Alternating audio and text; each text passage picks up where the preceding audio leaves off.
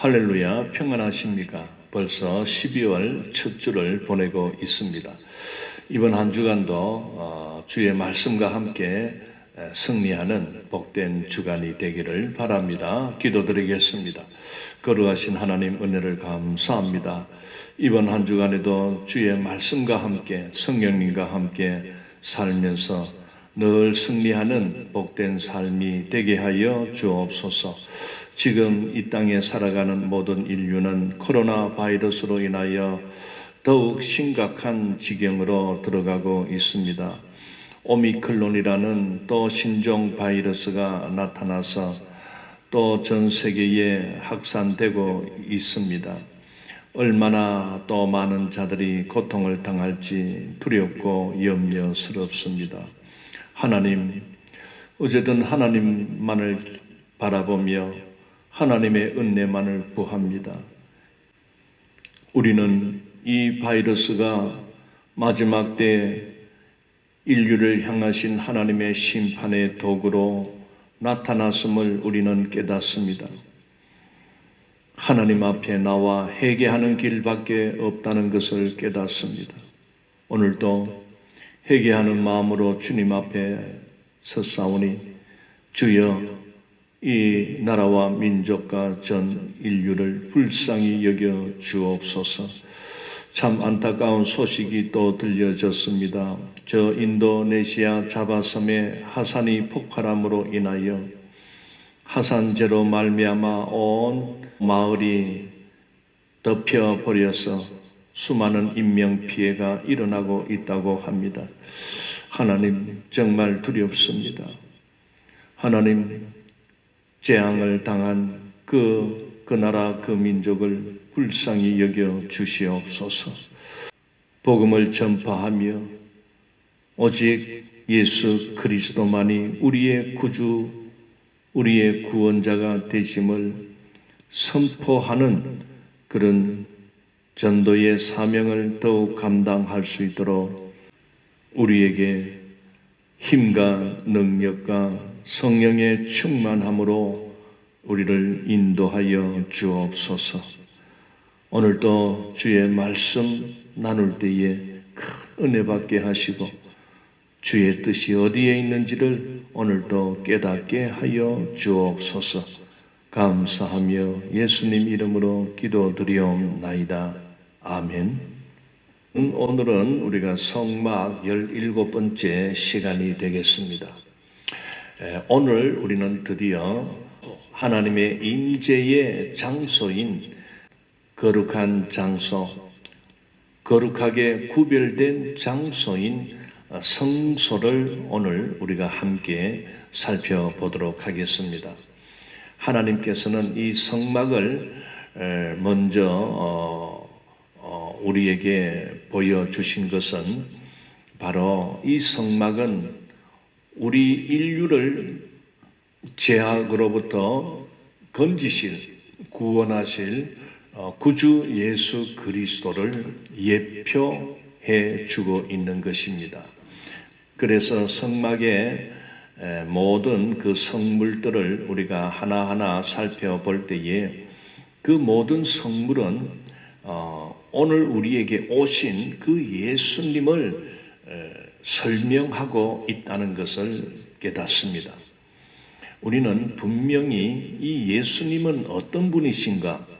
예수님은 이 땅에 오셔서 우리들에게 무슨 일을 하셨는가?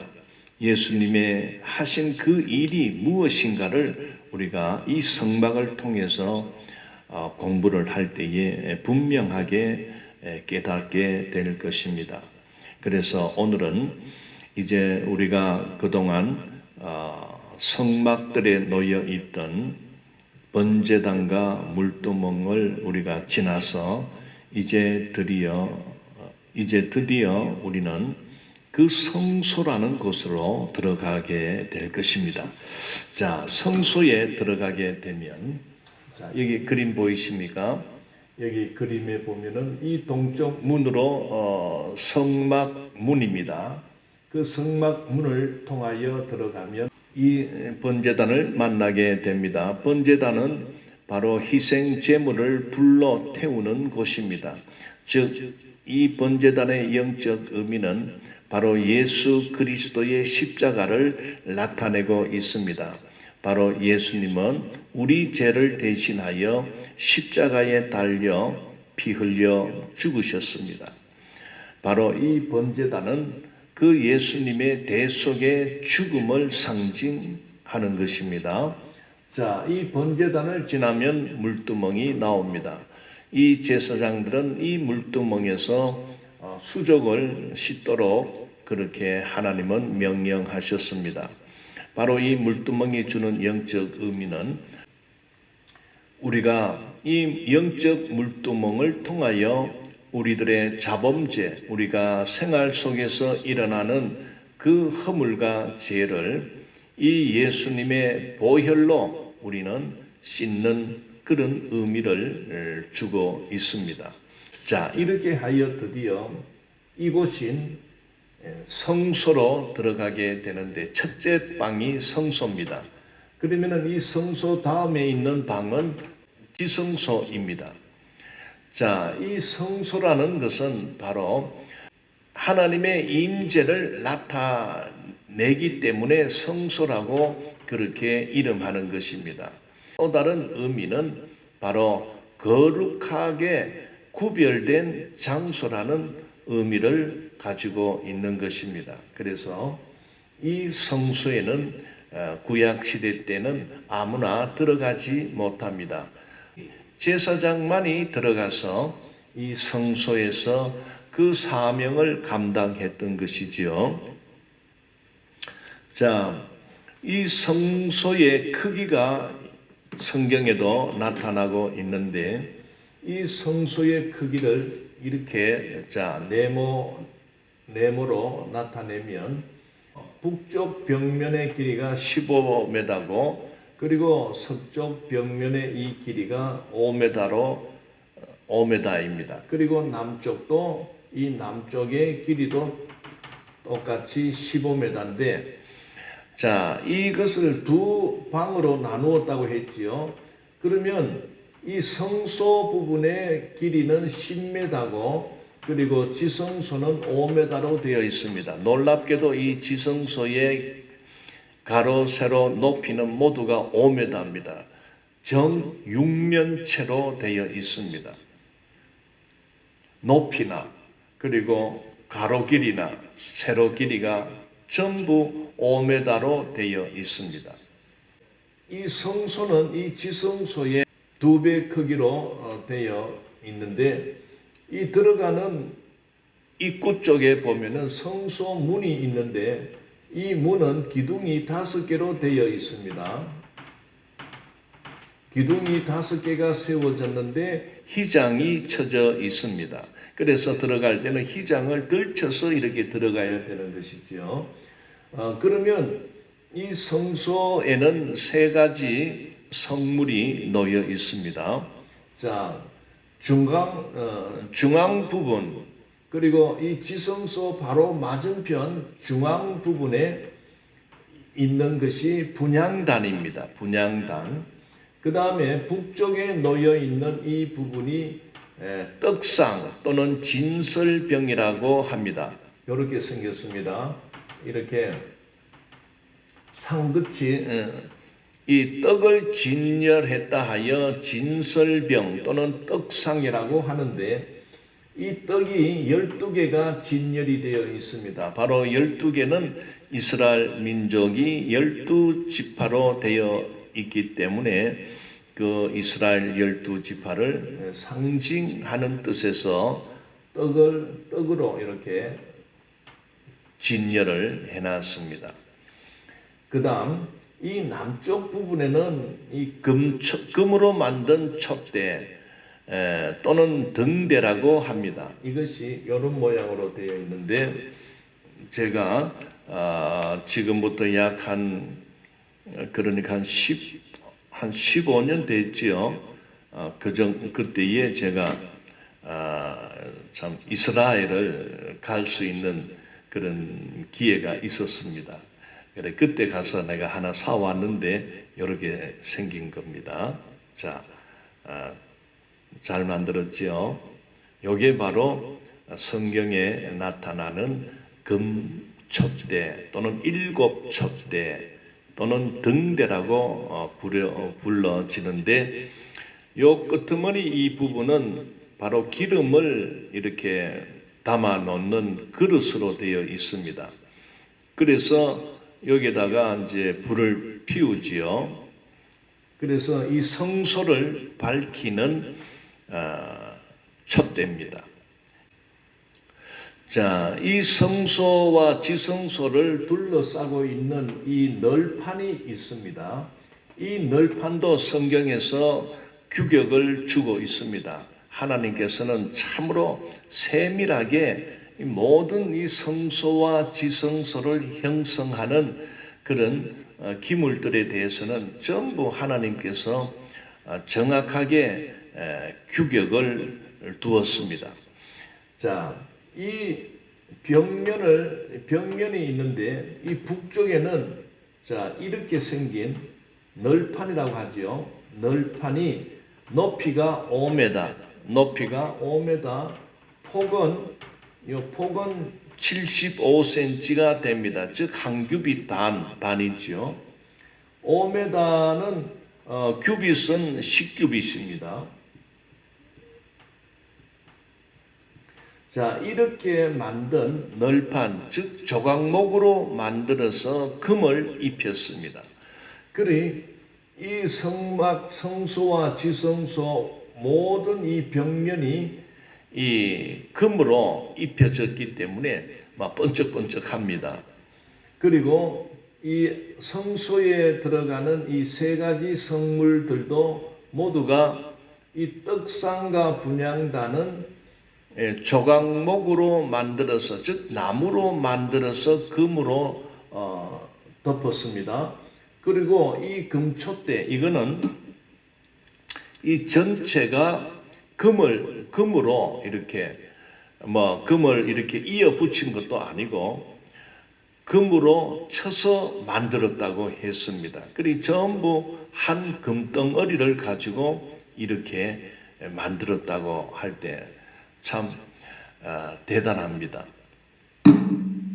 자, 이 벽면 널판, 이 널판이 5m 높이로 폭이 75cm 되는 이것이 이 북쪽에 몇 개가 들어가냐면은 20개가 들어갑니다. 20개.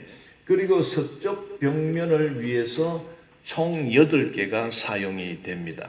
그리고 남쪽에도 20개가 이렇게 다닥다닥 이렇게 붙여서 연결하는 것이죠. 자, 여기 보면 제가 이 황금색으로 이렇게 황색으로 칠해놨는데, 요 보면은 선들이 있죠. 이게 다 샤리에 보면은 20개입니다. 20개, 서쪽 벽면 8개가 들어가 있습니다. 그리고 이쪽은 제가 표현은 안 했습니다. 왜냐하면 이 안쪽에 것을 이렇게 나타내기 위해서 보이지는 않지만은 이쪽도 20개로 그렇게 뺑 둘러 쳤다는 것을 보게 됩니다.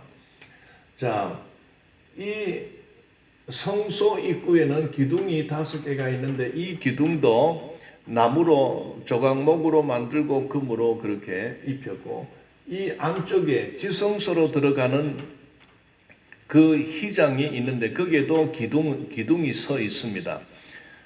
그런데 여기는 5개지만은 이 안쪽에 있는 기둥은 4개가 들어 있습니다. 그리고 휘장이 쳐져 있습니다.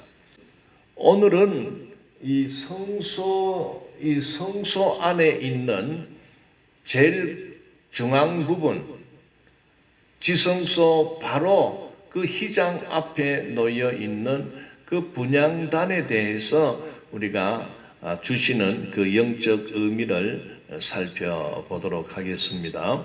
이 분향단은 말 그대로 향을 피우는 분향단입니다. 여기서는 이 분향단은 이 번제단과 다릅니다. 번제단은 불을 피우는 단이라면 이 분향단은 향을 피우는 단입니다. 그래서 성경에서도 이 분향단에서 이 번제를 드리는 그런 행위를 하지 말라고 했습니다. 즉, 이 희생 제사를 불태우는 것은 반드시 이 번제단에서만 해야 됩니다. 그리고 분향단에서는 향을 피워서 이 성소가 자욱하도록 그렇게 향을 피웠다고 기록되어 있습니다. 바로 제사장이 하루에 그 아침마다, 즉 아침 6시경 그리고 저녁 6시경, 그래서 아침과 저녁마다 이렇게 제사장이 이 분향단에 들어올 때에 이 번제단의 불씨와 그리고 하나님께서 특별히 그 분향할 수 있는 특별한 향을 만들게 했는데, 그 향을 가지고 이곳에서 향을 피우며, 그리고 향을 피울 때 그 연기가 자욱하도록 나게 됩니다. 그러면서 이 제사장은 그 분향단 앞에서 하나님께 기도하는 그런 장소가 되는 것입니다. 그래서 이 분향단은 이 가로 세로가 50, 그러니까 한 규빗으로 되어 있습니다. 50cm 되는 정사각형 되는 통입니다. 통인데 높이가 1m입니다. 1m. 그러니 큰 어떤 기구가 아니고, 그저 우리가 보통 사람이 쓰면 뭐 배꼽 위로 배꼽 정도 이렇게 옵니다. 왜 이렇게 작게 만들게 했습니까? 물론 뭐 운반용이니까 뭐 무겁지 않도록 그런 의도도 있겠지만은, 그것보다도 이 분향단에서 분향을 하며 기도할 제사장들이 그 기도할 때에 자세를 낮추라는 의미가 아닐까 그렇게 여겨집니다. 그러니 뭐 뻣뻣하게 서가지고는 허리를 구부려야 되기 때문에 막 그렇게 구부려서 불편하게 그러지 말고 딱 무릎만 꿇어 부리면은 딱 눈높이가 되는 것입니다.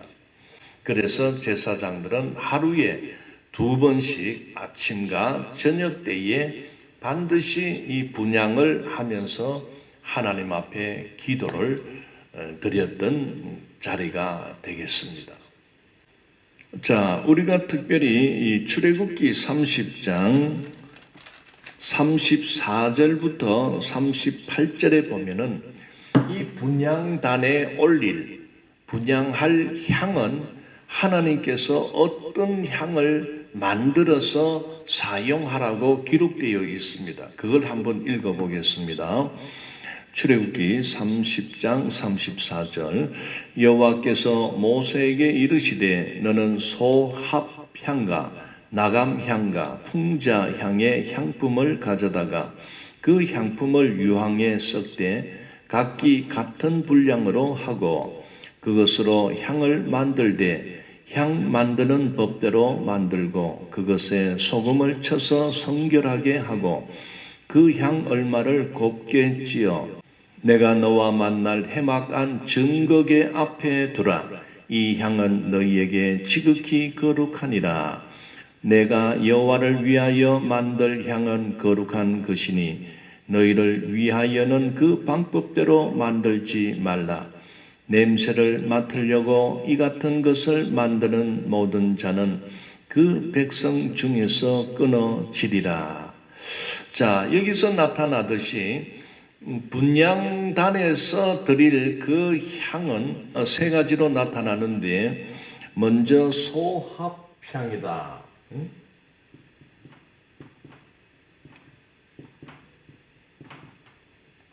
자, 2번째는 나감향이다. 또는 풍자향이다.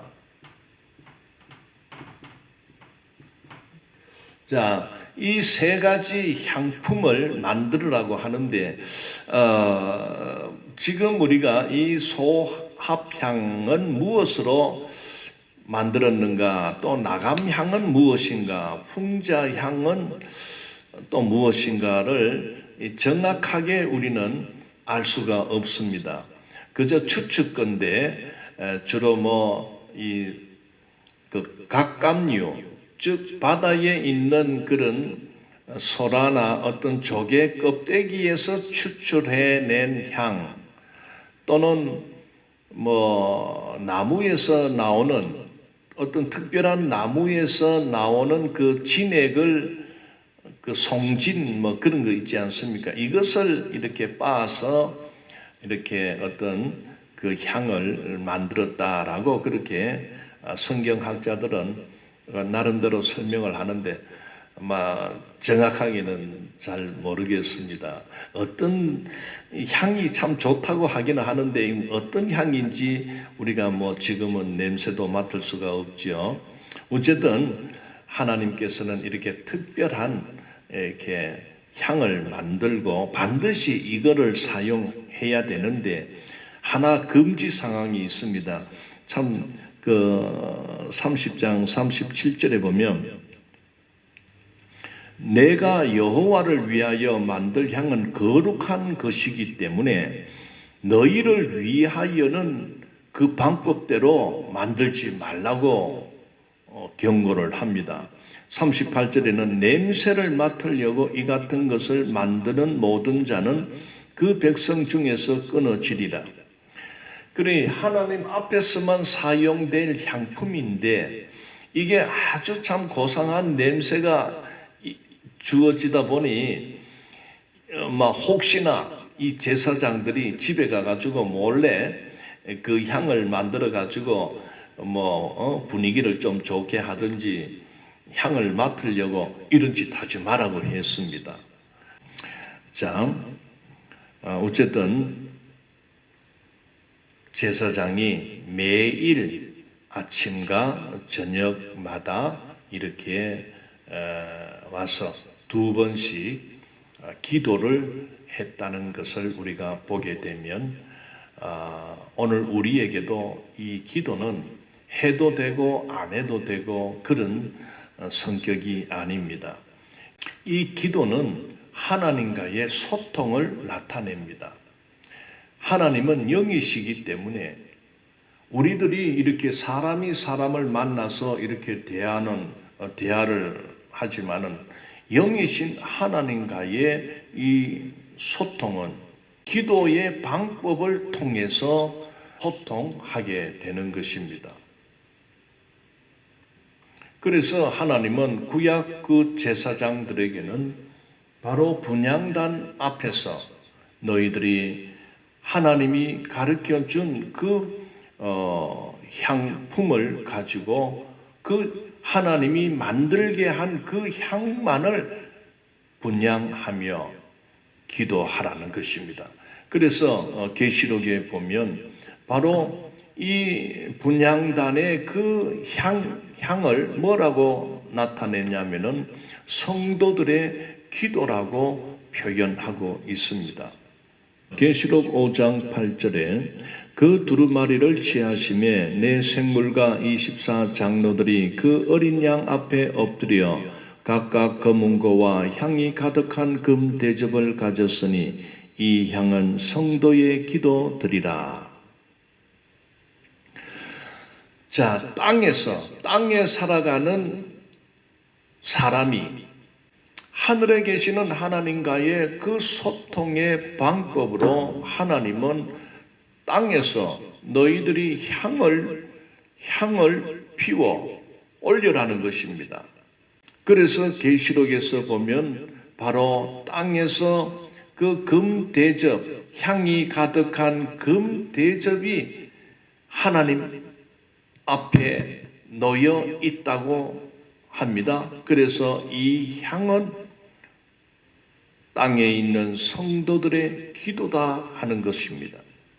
그러니 사랑하는 성도 여러분, 오늘 우리들은 이 기도 생활이 아주 중요합니다.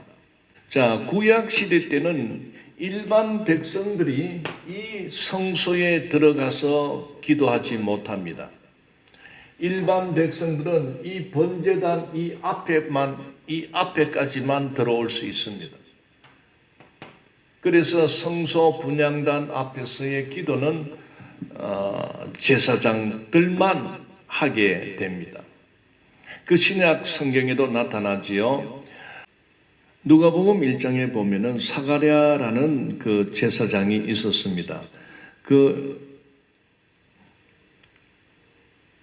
제사장이 자기 차례가 되어서 제사장 직무를 그렇게 수행할 때에 바로 이 분향단 앞에서 기도할 때에 놀라운 일이 일어났습니다. 바로 천사 주의 사자가 그 향단 우편에 선지라 하는 말씀이 나옵니다. 누가복음 1장 자 한번 8절부터 보겠습니다.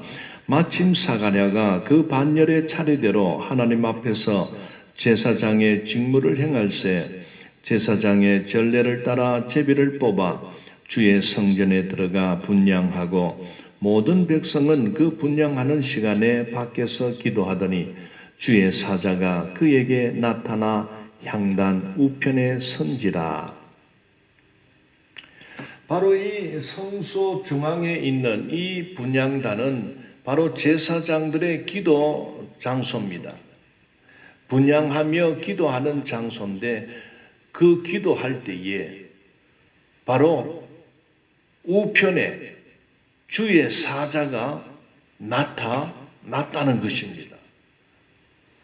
이런 것을 보게 되면 그 기도의 자리는 정말 중요하고 소중한 자리임을 우리가 깨닫습니다. 사랑하는 성도 여러분, 우리가 영이신 하나님과의 그 소통을 위해서 오늘 이 시대를 살아가는 오늘 우리들은 구약 시대에 같으면은 이 분향단 앞에 우리는 들어갈 수가 없습니다. 왜? 제사장이 아니기 때문에. 그러나 오늘 신약 이 시대를 살아가는 오늘 우리들은 놀랍게도 예수 안에서 제사함을 받고 구원받은 오늘 우리에게 하나님은 영적 제사장의 그 직분을 주셨습니다. 베드로 전서 2장 9절에 이렇게 말씀하고 있습니다. 그러나 너희는 택하신 족속이요 왕같은 제사장이요 거룩한 나라요 그의 소유가 된 백성이니 나는 너희를 어두운 데서 불러내어 그의 기이한 빛에 들어가서 하나님의 이 아름다운 덕을 선포하게 하려 하심이라. 너희는 택하신 족속이요 왕같은 제사장이요 했습니다. 그래서 오늘 신약을 살아가는 오늘 우리 모두는 누구든지 예수 그리스도를 믿음으로 영접한 자에게 대하여 하나님은 이제 얼마든지 너희들도 하나님 앞에 바로 나와서 구약 제사장과 같이 기도할 수 있다. 그래서 왕 같은 제사장이 되었다고 우리에게 영적 그런 놀라운 제사장의 직분을 주신 것입니다. 그래서 오늘 우리 성도들은 누구든지 각자가 그 담대함으로 하나님 앞에 나아가서 기도할 수가 있는 것입니다. 물론 구약시대 때 주셨던 성막 또는 성전 그것은 아니지만은 오늘 우리들은 바로 내가 무릎 꿇는 그것이 바로 하나님 앞에 놓여 있는 영적 분향단의 자리가 되는 것입니다. 우리가 물론 교회에 나와서 기도할 때 바로 그 자리가 영적 분향단의 자리가 되는 것입니다. 또는 우리가 각각 자기의 거처에서 또 집에서 우리가 무릎 꿇는다면 바로 그 자리가 하나님 앞에 기도하며 하나님 앞에 향을 드리는 그런 기도의 처소가 되는 것입니다. 사랑하는 성도 여러분, 하나님께서는 왜 이렇게 분향단을 주어서 성소 중앙 부분, 그러니까 지성소 바로 앞, 휘장 앞에 두게 하셨습니까? 하나님은 우리 인생들을 보살피고 인생들의 그 모든 형편을 하나님은 듣고 싶어 하신 것입니다. 물론 이렇게 하나님께서는 꼭 사람의 그 제사장의 기도를 들어야 아시는 분은 아닙니다. 하나님은 전지전능하시고 하나님은 무소부재하신 분이시기 때문에 어디든지 어느 곳이든지 하나님은 함께 하십니다. 그래서 오늘 우리가 교회 안에 있든지 또는 오늘 우리들이 각 직장 속에 있든지 우리가 가정 속에 있든지 또는 사람과 만남의 그런 장소에 어느 장소에 있더라도 하나님은 우리를 지켜보시고 하나님은 우리들의 형편을 다 알고 계십니다. 그럼에도 불구하고 하나님은 말씀을 통하여 우리에게 기도하라고 했습니다. 즉 이것은 너희들이 인생이 살면서 정말 필요한 것, 정말 하나님 앞에 구해야 될 것이 많다는 것을 하나님은 아십니다.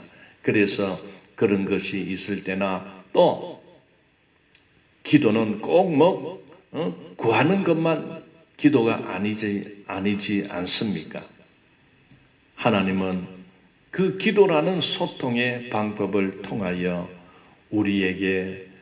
우리에게서 하나님은 찬양과 영광을 받고 싶어 하십니다. 그리고 하나님은 우리들로 통하여 인정받고 싶어 하신다는 것입니다. 그리고 하나님의 모든 그 은혜 가운데서 감사하다는 말을 듣고 싶어 하는 것입니다. 왜 그렇습니까?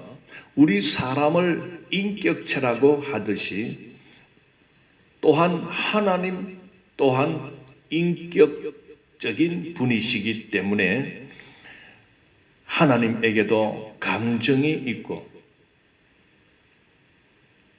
하나님에게도 생각이 있고 하나님의 계획, 하나님의 그 긍휼, 하나님의 사랑, 하나님의 보살핌, 그리고 하나님의 진노, 하나님의 분노하심, 이 모든 것은 우리가 느끼는 감정 같이 똑같이 하나님도 느끼고 있다는 것을 보게 됩니다. 그래서 하나님도 인정받고 싶어 하는 것입니다. 그런데 이 인생이 하나님으로부터 지음받고 이 창조함을 받아 모든 자연 우주 만물이 그 인생을 위하여 하나님께서 주셨음에도 불구하고 그 인생들이 하나님을 떠나가고 하나님을 무시하고 하나님 앞에 감사치도 않고 오히려 하나님을 없다라고 그렇게 나갈 때 하나님께서 분노하신다고 했습니다. 하나님의 진노가 일어나는 것입니다. 그래서 하나님은 나는 질투하는 하나님이다 라고 말씀까지 하고 있지 않습니까? 그리고 우리가 구약 성경을 읽어보면 왜 전능하신 그 사랑이 많으신 긍휼이 많으신 하나님이라고 했는데 때로는 하나님께서 불과 같은 화를 내시고 분노하시고 여러분 그 이스라엘 백성들이 그 살아갈 때 물론 하나님을 찬양하고 하나님을 경배하고 그렇게 예배 생활 잘 감당할 때는요 하나님께서도 신이 나서 하나님께서도 복을 막 주시는 겁니다. 잘 되게 하시는 겁니다. 그러나 그 백성들이 하나님을 떠나고 하나님을 멀리하고 다른 우상에게 절하고 우상에게 나가서 그렇게 하니까 하나님이 막 진노하시고 심판하시지 않습니까? 그리 마찬가지입니다. 오늘 우리들이 어쨌든 영적인 분향단을 우리가 소유해야 됩니다.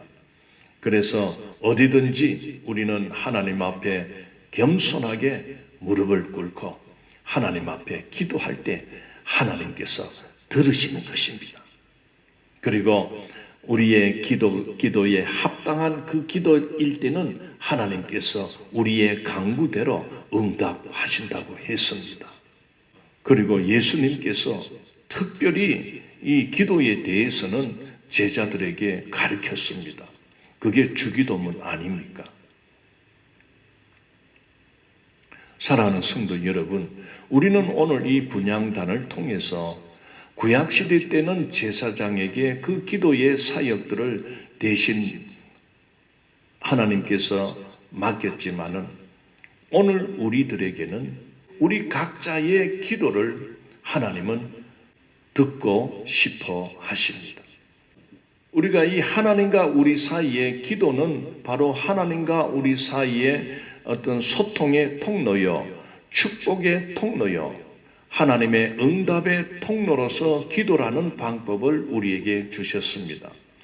즉 하나님께서 우리와 교제하고 싶어 하는 그 방법이 바로 기도입니다. 그런데 예를 들어서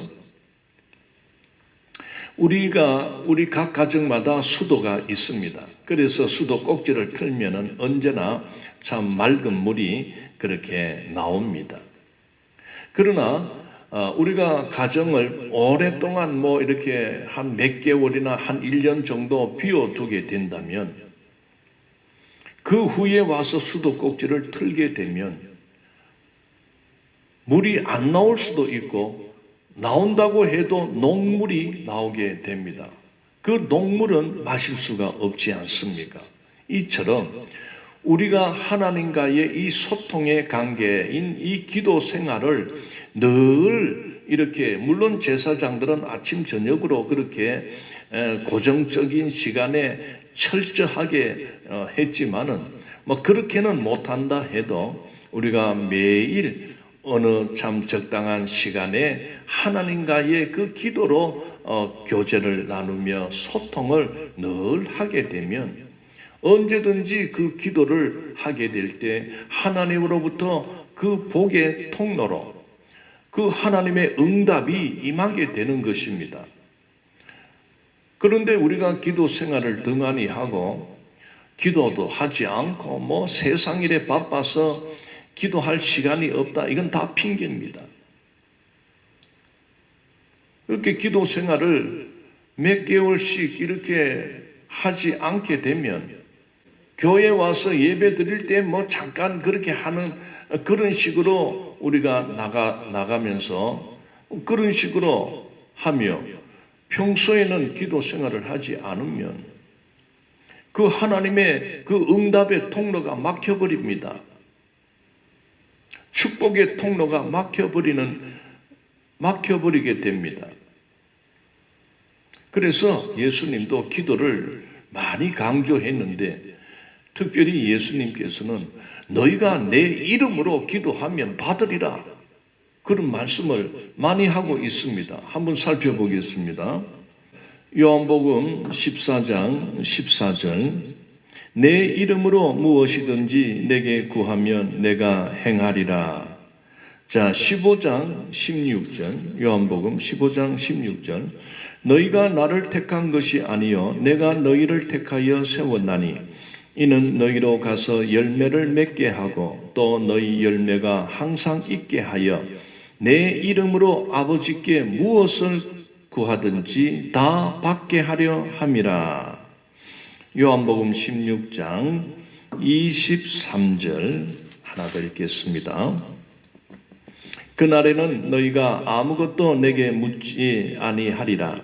내가 진실로 진실로 너희에게 이르노니 너희가 무엇이든지 아버지께 구하는 것을 내 이름으로 주시리라. 예수님께서는 예수님의 이름으로 구하게 되면 예수님의 이름으로 구했기 때문에 하나님께서 주신다는 것입니다. 믿으라는 것입니다. 믿음으로 믿고 구하는 것은 받은 줄로 믿으라고 했습니다. 그런데 기도 실컷 해놓고 우리 아버지 이름으로 우리 형님 이름으로 기도합니다. 이거 안 됩니다. 반드시 예수님의 이름으로 기도하라 했기 때문에 그래서 예수님의 이름으로 우리는 마치게 되는 것입니다. 자, 우리가 은행에 갑니다. 은행에 가서 이렇게 돈을 이렇게 찾으려고 할 때 은행 직원이 반드시 묻는 게 있습니다. 비밀번호를 묻습니다. 그런데 아무 통장이나 들고 가가지고 그렇게 해서 돈 내주는 거 아닙니다. 비밀번호가 맞아야 됩니다. 바로 기도를 드릴 때에 예수님의 이름만이 기도의 성취, 기도의 응답을 받게 되는 비밀번호와 같다는 것을 우리가 알아야 됩니다. 자, 사랑하는 성도 여러분, 오늘은 여기에서 마치도록 하겠습니다. 또 다음 시간에는 우리 떡상도 있고 또 금초 때 할 게 많습니다. 기도하겠습니다. 거룩하신 하나님 은혜를 감사합니다. 오늘은 성소 안에 있는 분향단에 대하여 기도에 대해서 살펴보았습니다. 하나님께서는 분향단에 올릴 그 분향까지 그 향품을 어떻게 만들어라 하는 것까지도 말씀을 해 주셨다면 오늘 우리들도 기도할 때에 중언 부언 또 이 말 했다가 저 말 했다가 그렇게 하지 않게 해 주시고 어쨌든 기도의 그 요소, 기도의 절차를 잘 따라서 그렇게 하나님께 응답받는 그런 기도의 소유자들이 다 되게 하여 주시옵소서. 감사하며 예수님 이름으로 기도드리옵나이다. 아멘. 감사합니다.